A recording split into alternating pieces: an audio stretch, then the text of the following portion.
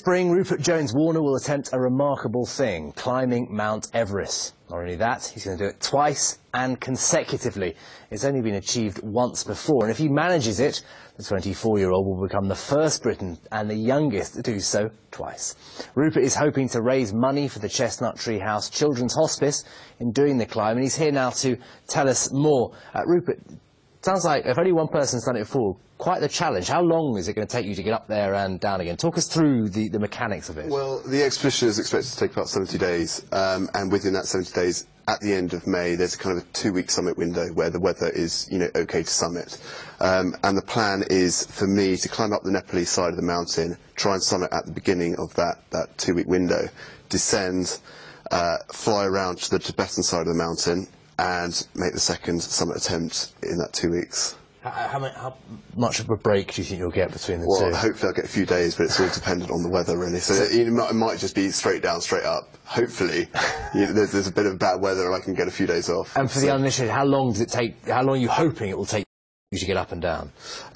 Well, it takes, because of the height, it's 8,800 metres. You need to acclimatise. So the first 40 days of the expedition is going to be going up the mountain, coming down, going up further, and just getting your body used to that sort of altitude. And then there should be a summit push after that. Now, more and more people climb Everest, but it's not without its risks. Are you very prepared for the potential pitfalls, as it were?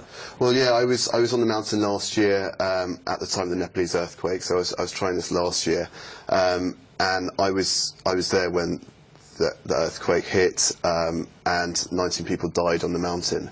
So I'm aware that it is incredibly dangerous, but unfortunately it hasn't put me off, and I'm training to go back this year. Or fortunately in the case of the charities, absolutely. If you manage it. Now, what's your climbing background? Obviously you've attempted this before, but natural disaster got in the way. Where else have you summited? Well, the last few years, it's just been I decided to climb. It's always been something I wanted to do, and the last few years I decided that I was just going to train for it. So I've been climbing a lot in the Alps, and a few expeditions to the Himalayas, so I should be okay to do it. I mean, I got 7,000 metres up the mountain last year, and the mountain's 8,800, so I should be in a good position to do it. Are you going to take the same guides up twice with you, or are you going to replace those? Get some fresh I'm not legs? going to replace. No, we're going up with the same team and the same people, the people I know, so people I trust as well. So yeah, it should be fine.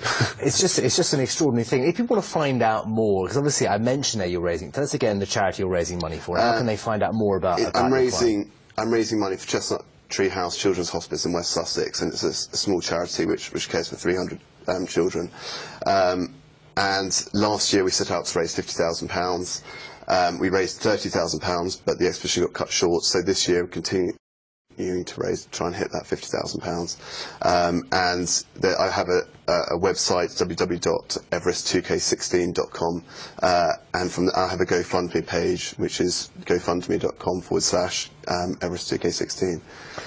Thank you so much for coming on and telling us about this. Wishing you the very best of luck, you. and come back and tell us how you got on afterwards. Thank you, I will do, absolutely. Thank you. Now, we're going to take a quick break.